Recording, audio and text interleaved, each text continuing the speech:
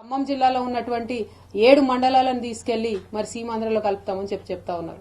7 మండలాలు సీమాంధ్రలో కలుపుతారట, రాముడి గుడి మాత్రం తెలంగాణలో ఉంచుతారట. రాముడి పేరు మీద రాజకీయం చేసేటటువంటి కేంద్ర ప్రభుత్వ వైఖరిని మేము తీవ్రంగా నిరసిస్తా ఉన్నాం, తప్పుపడతా ఉన్నాం. కేవలం రాముడి గుడిని ఇక్కడ ఇచ్చి మీరు 7 మండలాల్లో ఉన్నటువంటి గిరిజనులందరినీ కూడా ముంచుతామంటే మేము ఒప్పుకునేటటువంటి ప్రసక్తే లేదు.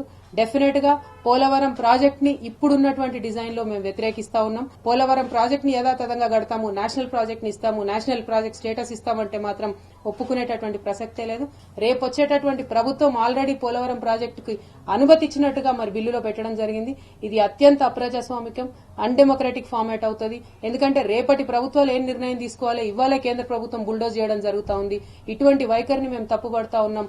పోలవరం ప్రాజెక్టు నిర్మాణం పేరుతో గిరిజనులు, ముఖ్యంగా ఆదివాసీలు, వారికేంటి అమాయకులు, అనేక రకాలుగా వాళ్ళ బతికేదో వాళ్ళు బతుకుతున్నటువంటి వారిని 2.5 లక్షల మందిని ప్రాజెక్టు పేరుతో ఏదో కాగితాల మీద రాసుకొని ఒక్క డెసిషన్తో మేము రిహాబిలిటేషన్ చేసేస్తాం మా ప్రాంతంలో అంటాం.